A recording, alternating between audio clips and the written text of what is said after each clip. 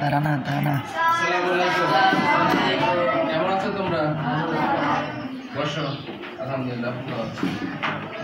আজকে আমরা সঠিকভাবে কিভাবে ইংরেজি অ্যালফাবেটগুলো উচ্চারণ করতে হয় সেই নিয়মটা আমরা গত দুইটা পর্বে আমরা দেখেছি।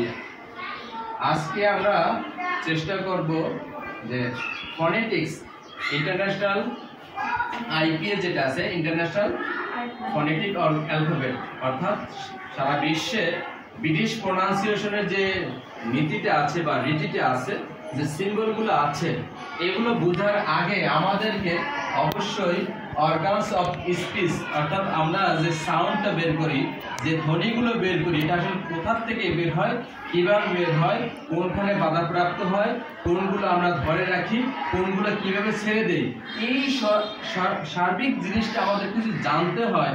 জানার আগে আমাদেরকে অর্গানস অফ স্পিচ সম্পর্কে সুস্পষ্ট ধারণা রাখতে হবে। তোমরা ইতিমধ্যে জেনে ফেলেছো এই জিনিসগুলো এবং জানো, কিন্তু অনেকে আমাদের যে ভিডিওগুলো দেখে, যারা বিশেষ করে গ্রাম অঞ্চলে যারা আছে, হয়তোবা তাদের কাছে এটা যেতেও পারে, নাও যেতে পারে। সুতরাং আমাদের প্রচেষ্টা থাকবে এই শিক্ষাটাকে আমরা ওপেন করে দিব, যাতে গ্রামের একটা বাচ্চা যদি আমাদের ভিডিওটা দেখে সেও যাতে শিখতে পারে। তো অর্গানস অফ স্পিচটা বোঝার আগে এই জিনিসটা একটু আকার নীতিতে তোমাদের ইতিমধ্যে দেখিয়ে দিয়েছি। এটা একটা উল্টা এল এর মতো, এভাবে এখান থেকে আমরা এখানে নিয়ে গেছি। তারপর ঠিক এদিক থেকে যদি দেখি, একটা টিউবওয়েলের শেপের মতো, টিউবওয়েল যে চাপি আমরা, এই একটা শেপ, এখান থেকে আমি ঘুরিয়ে ঘুরিয়ে এখান থেকে নিয়ে এসে এখানে শেষ করে দিচ্ছি। বাকিটা হলো আমরা যারা জবা ফুল আঁকতে জানি, জবা ফুল দেখলেও জবা ফুল যে আঁকি, জবা ফুলের বোটা যে ঠিক জবা ফুলের বোটাটা মতো এটা, ঠিক আছে। এর পরেরটা দেখো, ঠিক এইখানে এই যে শেপটা, এই শেপের সাথে এই শেপটা ঠিক রেখে এখান থেকে জাস্ট এখানে ঘুরিয়ে নিয়েছি, কিন্তু আমি একটু আগে তোমরা দেখে ফেলেছো দূরের বন্ধুদের দেখানোর জন্য। ঠিক এটাকে এনে এখান থেকে একটু ভিতর থেকে এখানে এনে দিলাম। তো এইখান থেকে আরেকটা অংশ একটু বড় করে এখান থেকে ঘুরিয়ে নিয়ে এখানে নিয়ে আসলাম। এখন আমরা জানার চেষ্টা করি আসলে কোন জিনিসটা কি। এই দুইটা হলো লিপস বা ঠোঁট, লিপস বা ঠোঁট, আর এই দুইটা হলো দাঁত বা টিথ, দাঁত বা টিথ, ঠিক আছে। এরপরে আমরা আসি, এটা হলো নাকের এই ভিতরে আমরা বলি নাকের বাসি, নাকের একটা অংশ আছে, সেটা হলো নাসাল ক্যাভিটি, ঠিক আছে। এরপরে এটা হলো জিভ, এটা হলো জিভ, এটার অংশ হলো চারটা অংশ। কয়টা অংশ হলো? চারটা। একেবারে সামনে যেটা আছে এটা বলে টিপ, মানে এই সামনের অংশটা এটা বলে টিপ। আমরা বলি ডগা, বাংলায় বলা হয় ডগা, ইংরেজিতে টিপ, টিপ। এরপরে একটু, এরপরে আরেকটু ভিতরে যদি যাই, সেটা হলো ব্লেড। এর নাম কি? ব্লেড। যেমন এইটুকু আমরা যারা দা উচ্চারণ করি, টি টি এইচ উচ্চারণ করার সময় আমার ঠিক এই জিভটা, ব্লেডটা এভাবে আসতে হয়। খেয়াল রাখিও। এরপর ফ্রন্ট, জিভের এই অংশটা ফ্রন্ট, এরপর পিছনে আছে ব্যাক, তারপর নিচে আছে রুট। এখন আমরা এই শেপটি একটু চলে আসি, এটা বলে আদমস অ্যাপল। এই যে পুরুষ মানুষের, বয়স্ক পুরুষ মানুষের কথা বলার সময় এই যে জিনিসটা নড়াচড়া করে, এটা হলো আদমস অ্যাপল, আদমস অ্যাপল।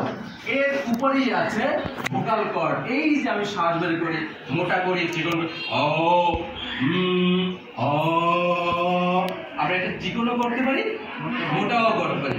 ওখান থেকে আমার যখন এই ভোকাল কর্ডটা আমি যখন একেবারে এরকম করি, তখন হ্যালো হ্যালো হ্যালো, তখন বের হয়ে যায় হ্যালো। আবার যদি এটা হালকা করি, হ্যালো হ্যালো। আর যখন আমি ভোকাল কর্ডটাকে চাপ দিয়ে মোটা করবো, হ্যালো হাই। তো এইটা হলো অ্যাডামস অ্যাপেলের উপরে ভোকাল কর্ড। এরপর টানটা হয়ে গেল আমাদের এখান থেকে এখান থেকে উপরের যে অংশটা, এটা বলে রুফ, এটা বলা কি? রুফ। ঠিক উপরের দাঁতের নিচের দিকে একটা অংশ আছে, এটা হার্ট, হার্ট, হার্ট প্লেন, শব্দ। এরপর ঠিক আরেকটু নিচে সফট, ওটা হলো সফট। ঠিক সব এই অংশগুলো থেকে আমরা ফনেটিক্স যে সিম্বলগুলো আছে এগুলো বের করব। যেমন লিপ থেকে আমরা বের করব বাই লিবিয়াল, বাই মানে 2, লিবিয়াল মানে ঠোঁট, বাই লিবিয়াল, বাই লিবিয়াল, বা বা বা আমরা লিপ থেকে বেরছি বা, হা হা হা,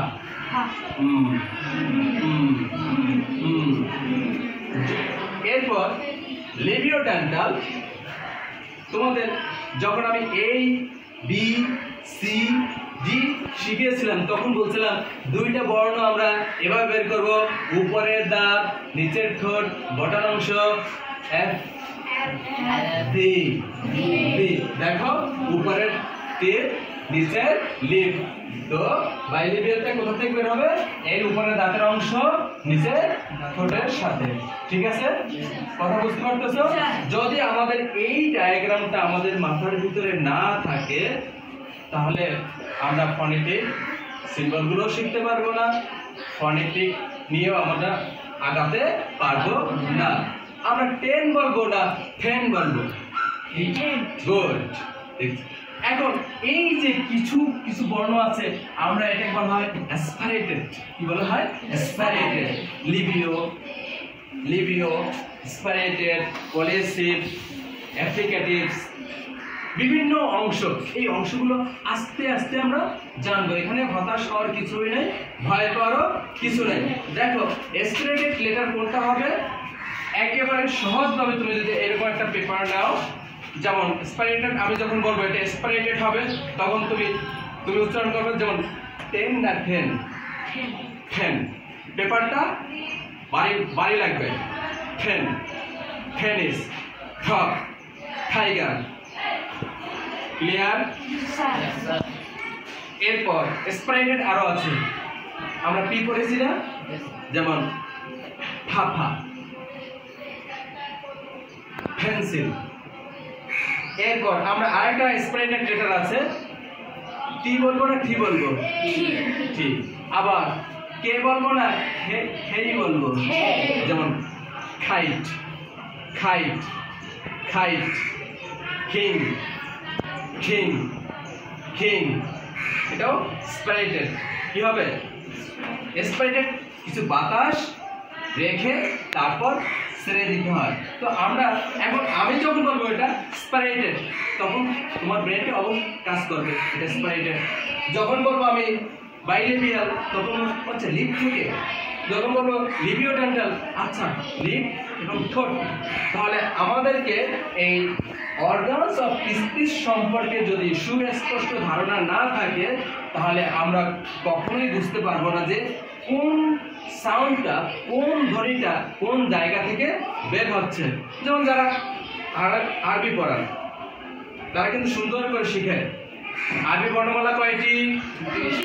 গুড। মাখরাজ কয়টি? গুড। এরকম শিখায় 29 আরবি হরফ 29টি নাকি? মাখরাজ 17টি। 1 নম্বর মাখরাজ ফলকের শুরু থেকে কি বলতো জানা নাই? হামজা, হা। পড়াই কিনা? ঠিক ইংরেজিটা আমরা যদি সেরকম পড়াতাম তাহলে আমাদের বাচ্চারা অবশ্যই সুন্দর করে ইংরেজিটা শিখতে পারতো। কেউ তাদেরকে কৌতুক করতো না যে এটা এফ ইউ এফ দেখে বাতাস বের হয়, F U T U R E, ফুটুরি না ফাটারি। আইপিএ যদি আমি না জানি হয় বলবো ফুটুরি, নাই বলবো ফাটারি। যখন আইপিএ জানবো তখন বলবো ফিউচার। কি বলবো? Future. CALM, C. Sorry, next ভিডিওতে আমরা দেখাবো অনেকগুলো লেখা। CALM কি বলবো? কাল না কাম, শান্ত, কাম বলবো। এখানে সাইলেন্ট লেটার আইপিএ দেখাই দিবে কিন্তু ইংলিশ আমাদেরকে দেখাবে না। তাই শতবার শুদ্ধ উচ্চারণ করতে হলে অবশ্যই আমাদেরকে IPA শিখতে হবে। ইন্টারন্যাশনাল ফনেটিক অ্যালফাবেট অবশ্যই শিখতে হবে। এর আগে আমাদের অর্গানস অফ স্পিচটা তোমরা এই সপ্তাহে সুন্দর করে শিখে আসবা ইনশাআল্লাহ। আগামী সপ্তাহ থেকে আমরা ইন্টারন্যাশনাল ফনেটিক অ্যালফাবেটের যে সিম্বলগুলো আছে সেটা আমরা তোমাদেরকে লেকচারের মাধ্যমে বুঝিয়ে দেওয়ার চেষ্টা করবো ইনশাআল্লাহ।